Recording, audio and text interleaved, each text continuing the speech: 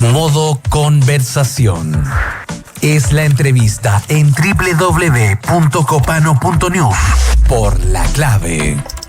Nos encontramos con la ministra vocera de Gobierno, Camila Vallejo Dowling. Muy buenos días, ministra. Buenos días, ministra. Buenos días, ¿cómo están? Hola, ministra, ¿cómo le va?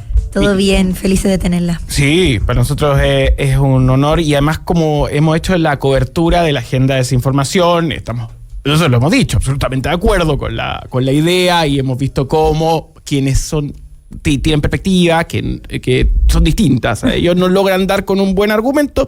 Estamos muy contentos de tenerla y plantearlo público porque creo que es relevante seguir en ese proceso. Parto con eso. ¿En qué están en la comisión?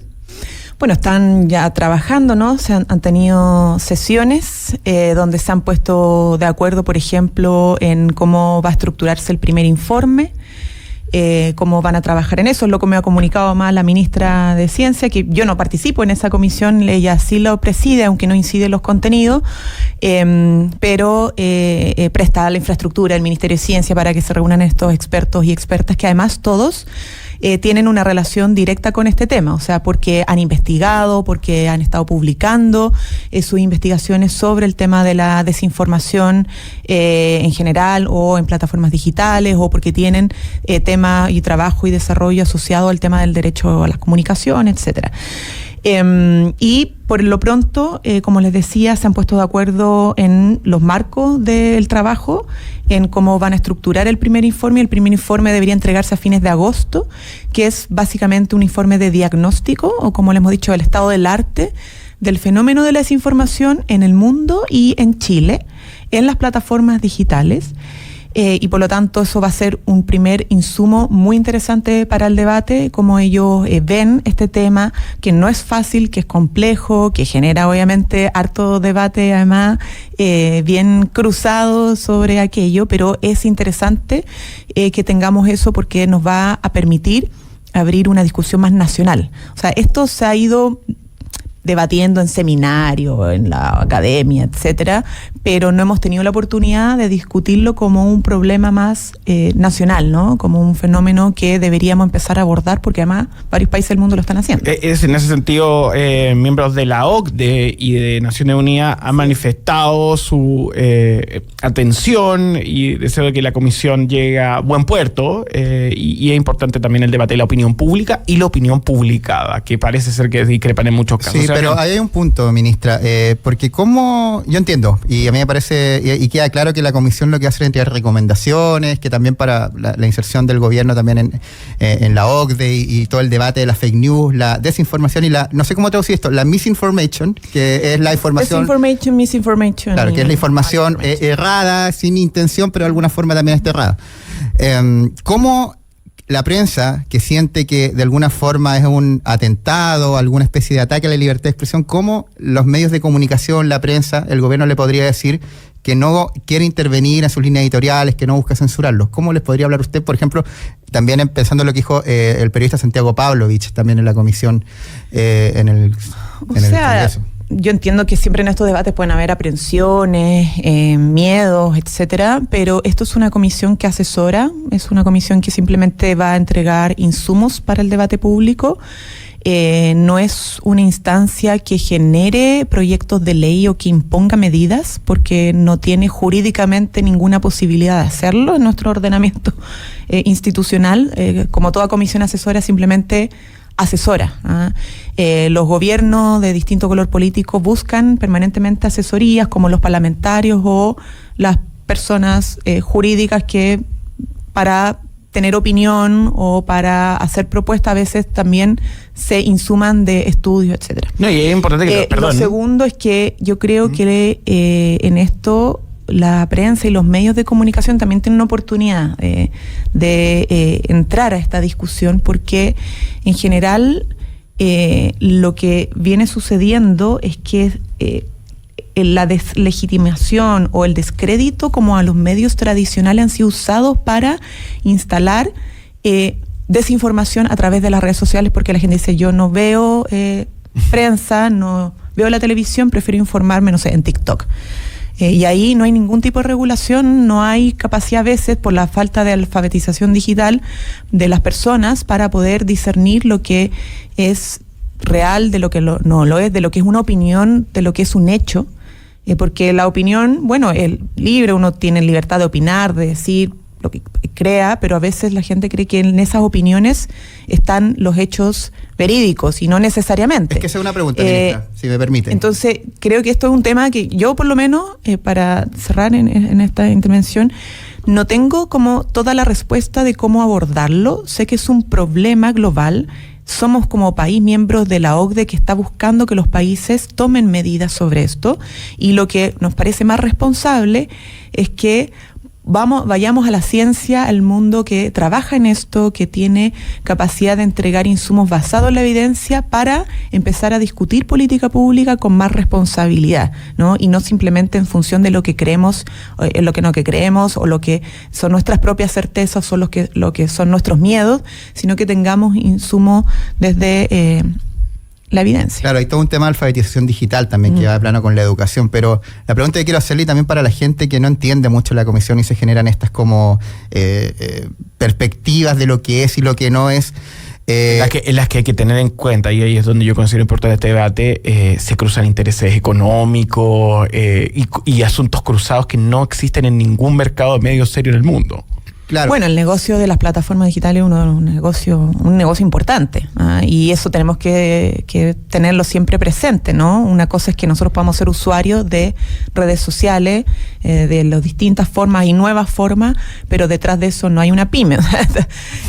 Son corpos. Son corporaciones grandes que tienen impacto y manejan mucha información personal de las personas y manejan los algoritmos que nosotros no conocemos.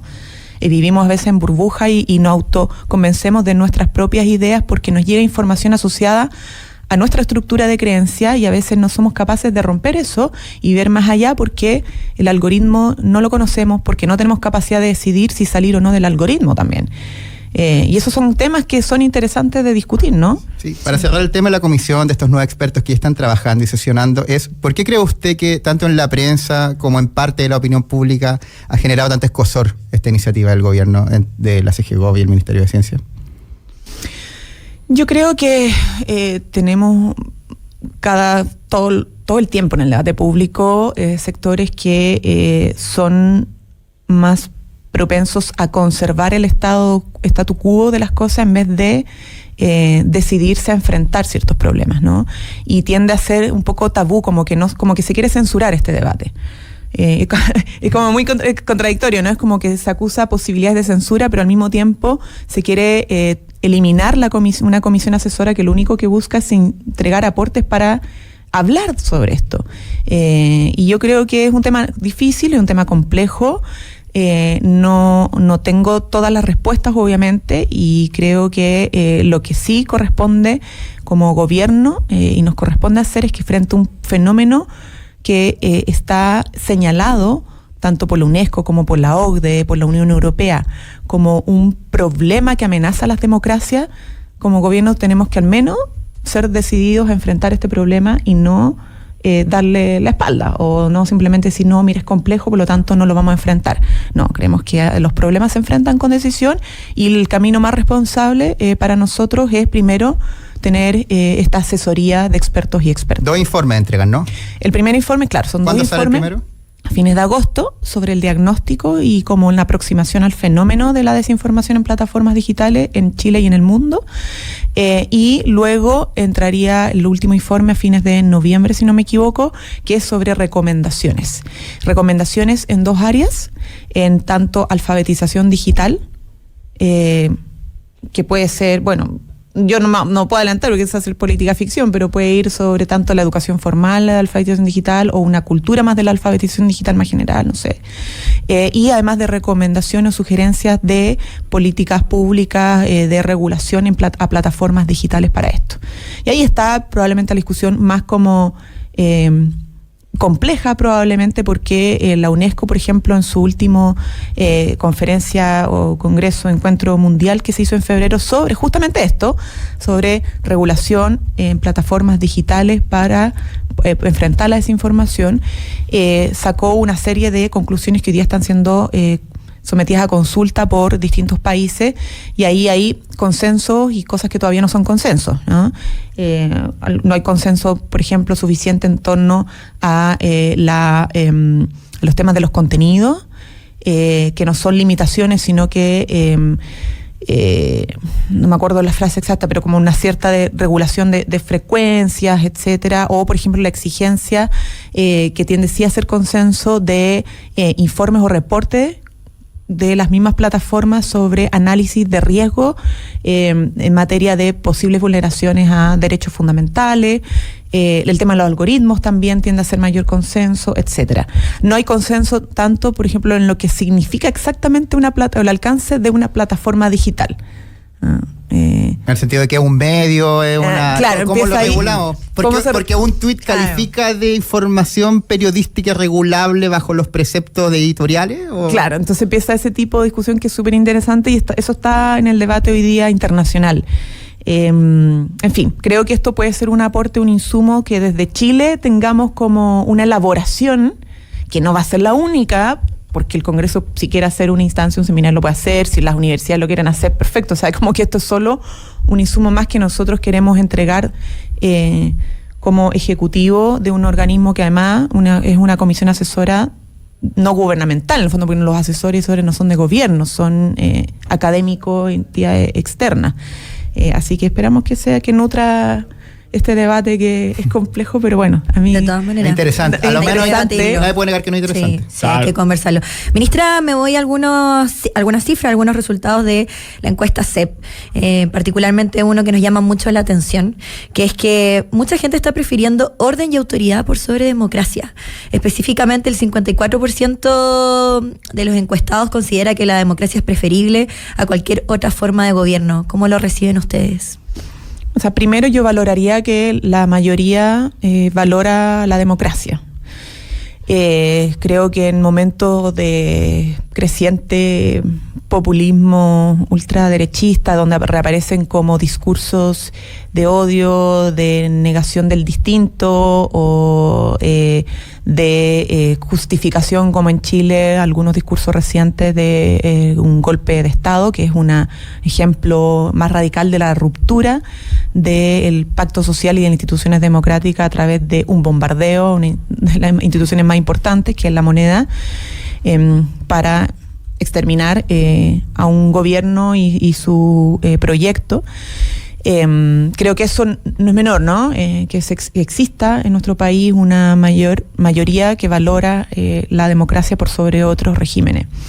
Pero respecto a quienes señalan esta valoración de la autoridad, yo distinguiría autoridad de autoritarismo.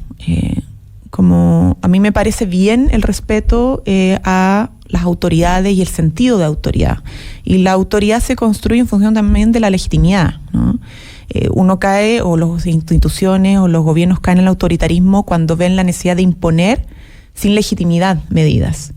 En cambio, en un sistema que valora y ejerce la autoridad es porque obviamente tiene legitimidad para hacerlo, ¿no?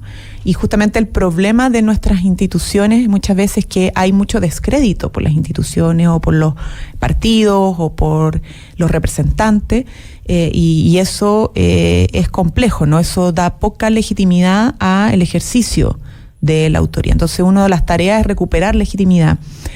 Ahora, democracia y orden no son contradictorios. Y eso también quizás es algo que hemos perdido de vista o se nos tiende a confundir, ¿no? Que la democracia es como al que todos hagan lo que quieren, y no, la democracia se basa en orden, en reglas del juego, en que tú no puedes, o sea, tienes ciertas libertades, pero esas no pueden transgredir los derechos y las libertades de los otros. Por eso existe un ordenamiento jurídico, por eso existe además las policías, por eso existen las reglas del juego, ¿no? De la convivencia. Y por lo tanto, yo creo que es importante volver a reforzar eso, que democracia y orden van de la mano, que no son dicotómicos, no por solicitar mayor orden se es menos democrático, y que incluso justamente queremos mayor orden en nuestra sociedad para resguardar también nuestras propias libertades. Porque si pasamos a creer de que por tener más seguridad vamos a vivir nosotros en una gran cárcel, creo que estamos perdiendo libertades importantes que son las que buscamos resguardar cuando decimos, pucha, enfrentemos la delincuencia, enfrentemos el narcotráfico. Lo hacemos no para quedarnos encerrados en la casa, lo hacemos para recuperar nuestros espacios públicos, para que nuestros niños y niñas puedan volver a salir a jugar a las calles tranquilamente, no para encerrarnos. Entonces, ahí creo que es un debate interesante que lo que nos arroja está el resultado de la CEP. Ahora, ¿por qué cree que hay una valoración, pensando en lo que la gente piensa que hace esta distinción? Yo me quedó muy claro su perspectiva y la del gobierno, me imagino. ¿Por qué cree que existe la valoración de que casi que para haber orden, seguridad, tiene que la democracia salir un poco al lado? ¿Por qué pasa ese fenómeno? Es que yo creo que a veces quizás los estudios o las encuestas o el mismo debate, o sea, estos son insumos, ¿no? Pero si uno va a un encuentro con las personas y utiliza este insumo, ¿no?, para discutir con la Junta de Vecinos, con el Club de Adulto Mayor, en una asamblea vecinal, etcétera, y empieza a decir, bueno, pero ustedes lo que quieren es como un autoritarismo que es por la fuerza de una persona, o crees más en que se respete la autoridad y nuestras instituciones.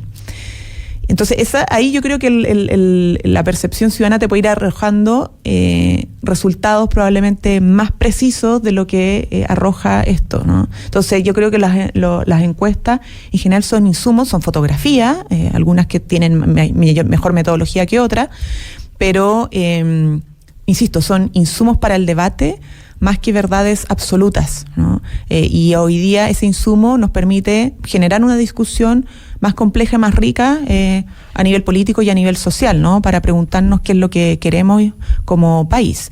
Y al menos los que valoramos la democracia creemos que hay que conducir a mejorar y profundizar la democracia para asegurar mayor orden, respeto a los derechos de las personas y también mayores libertades. Un apunte, hoy se encuentra un proceso constitucional que intenta nuevamente poder encauzar la convivencia y la conversación, pero hemos observado a través de distintas clips y momentos que la cosa nuevamente se está tensionando y decepcionando y preocupando a mucha gente. En ese sentido, sabemos que el gobierno ha manifestado no meterse. Sin embargo, hay perspectiva en el aspecto político, que es otra de las dimensiones del gobierno, sobre lo que está sucediendo. Bueno, obviamente, y lo hemos señalado como gobierno, hay cosas que evidentemente nos preocupan, como aquellas propuestas que buscan indirectamente, o más bien sumamente directamente, que es la liberación de criminales de lesa humanidad, ¿no? O sea, como personas que han cometido crímenes de lesa humanidad tan solo por la edad. Y eso es preocupante, ¿no? Son como, nuevamente volvemos a esa insistencia de generar un cierto grado de impunidad frente a lo que fue uno de los periodos más oscuros de la historia patria, que fue a quienes buscaron exterminar a quienes pensaban distinto, ¿no? Cuestiones que no tienen ninguna lógica, sustento, por ejemplo, sacar de la Constitución la palabra presidenta. Y diputadas. Diputadas, o sea, ¿por qué somos más de la mitad de la población y las mujeres nuevamente nos quieren invisibilizar de las instituciones democráticas y de nuestra posibilidad de vernos representadas en esas instituciones? O, por ejemplo, constitucionalizar modelos que son debatibles, ¿no? Como que lo de la ISAPRE, AFP, o sea, estamos en plena discusión democrática sobre cómo garantizamos instituciones de previsión social que nos den mayor seguridad, que nos entreguen mejores pensiones en el presente y futuro. Cuando empezamos la discusión de avanzar hacia una nueva constitución, lo hicimos para justamente romper ciertos candados y facilitar el debate democrático, ¿no? No más amarres, sino que más posibilidades de cambio. Eso en línea con lo que dijo usted anoche en CNN Prime, con Mónica Rincón.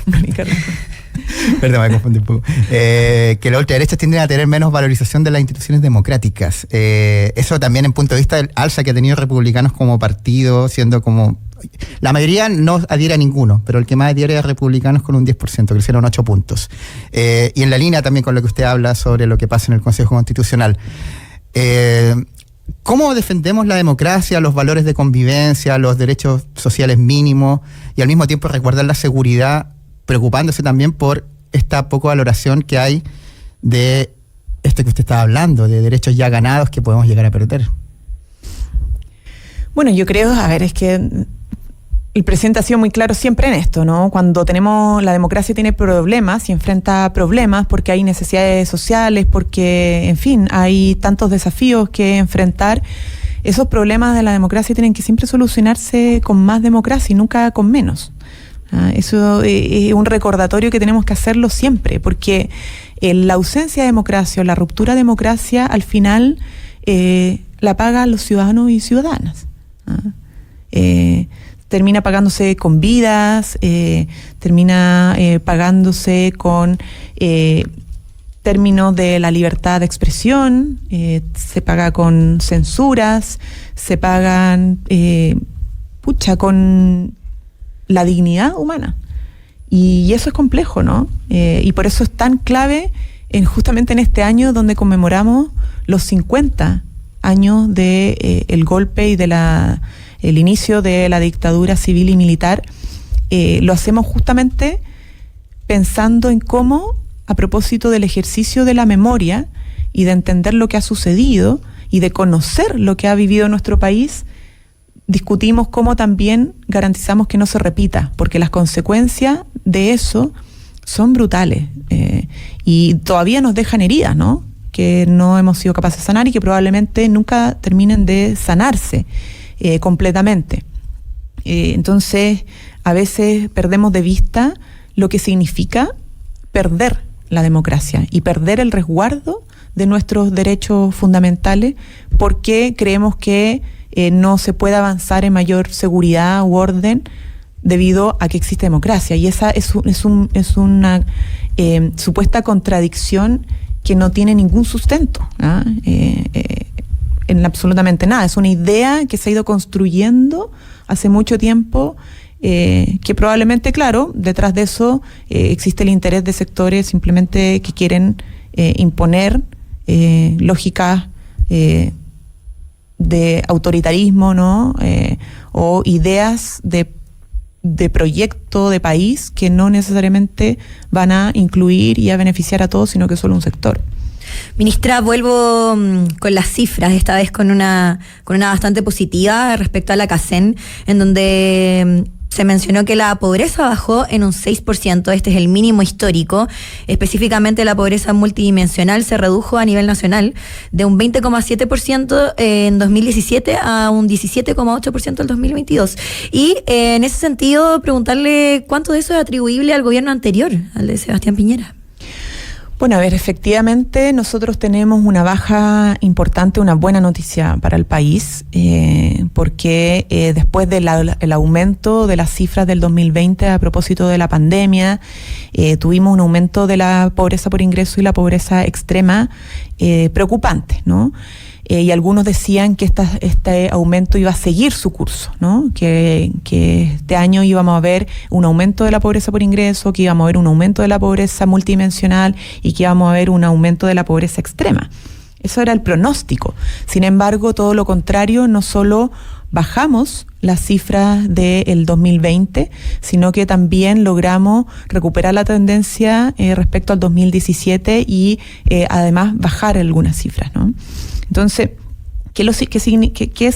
¿por qué se produce esto? Bueno, primero porque el país se está estabilizando, estamos teniendo mejores expectativas económicas, el crecimiento económico, las expectativas además de inversión, las mismas inversiones, o sea, hay toda una parte de inversiones y crecimiento que está generando obviamente la recuperación respecto, por ejemplo, a los ingresos autónomos de la gente.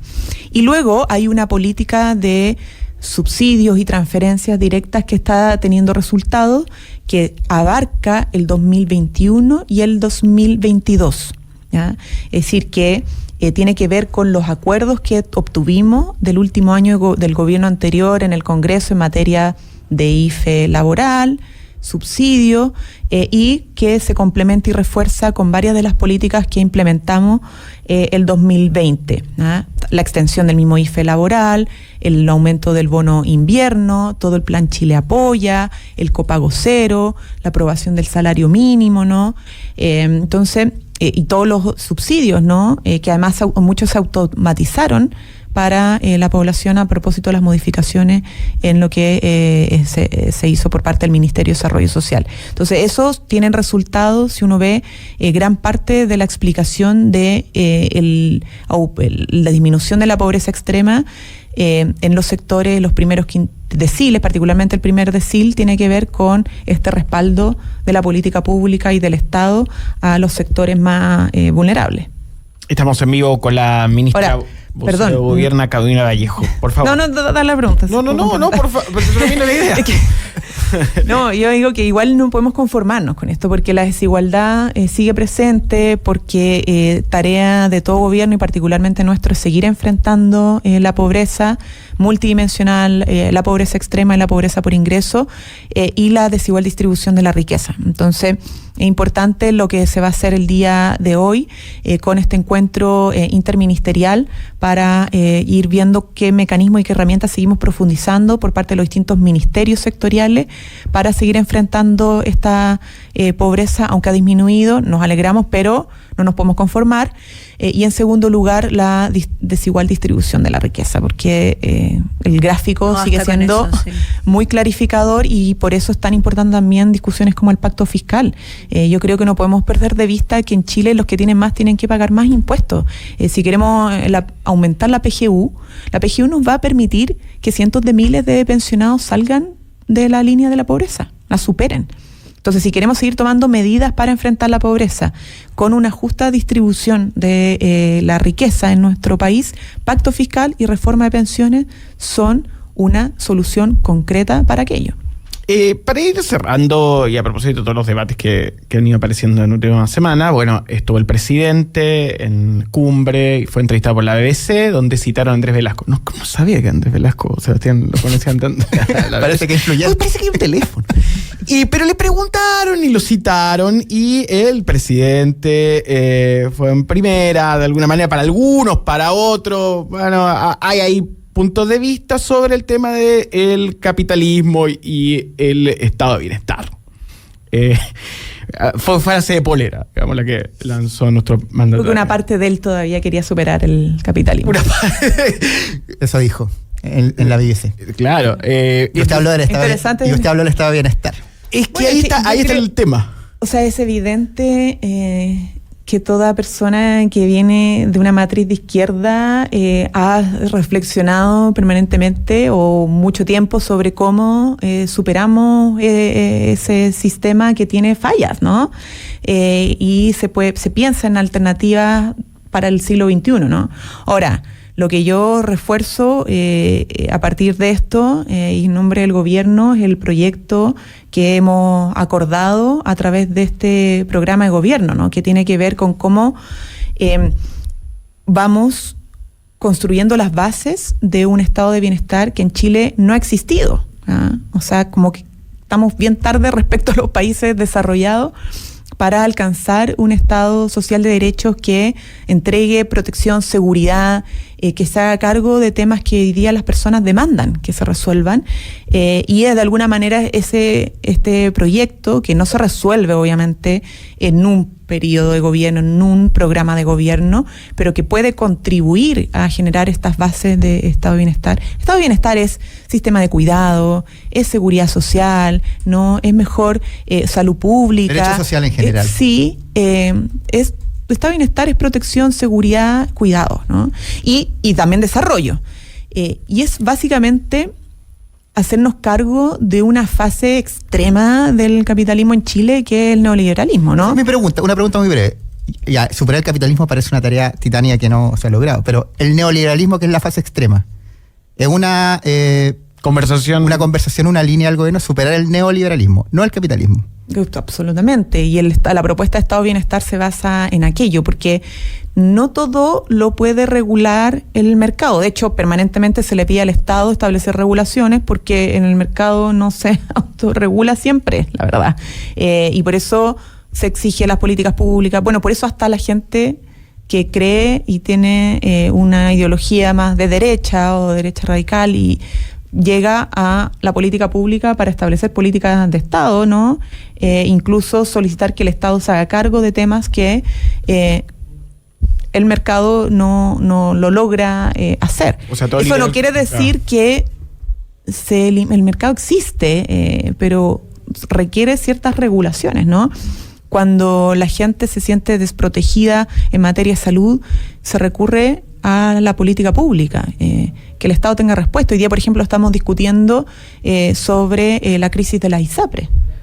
Bueno, esto es un ejemplo concreto de por qué necesitamos establecer reglas del juego claras que protejan a los usuarios y que den la posibilidad también, frente a crisis de los negocios del mundo privado, que tengamos una seguridad social, tanto en la salud, como en pensiones, ¿no? Como en educación, que podamos tener garantía de que frente a una enfermedad va a existir un sistema público de salud que me pueda atender de manera oportuna, y eso tiene que financiarse, ¿no? Tiene que sustentarse. Hoy día la población en cada rincón del país crece, y siempre en donde vamos, comunas, regiones, nos demandan más consultorios, ¿no? Más hospitales. Y bueno, eso son políticas de Estado que hay que financiar. Para construir un consultorio, para construir un hospital, para poder atender a la población se requieren recursos. Entonces, un estado de bienestar tiene que ver con cómo enfrentamos esos desafíos para garantizar seguridad, bienestar y protección a nuestros compatriotas.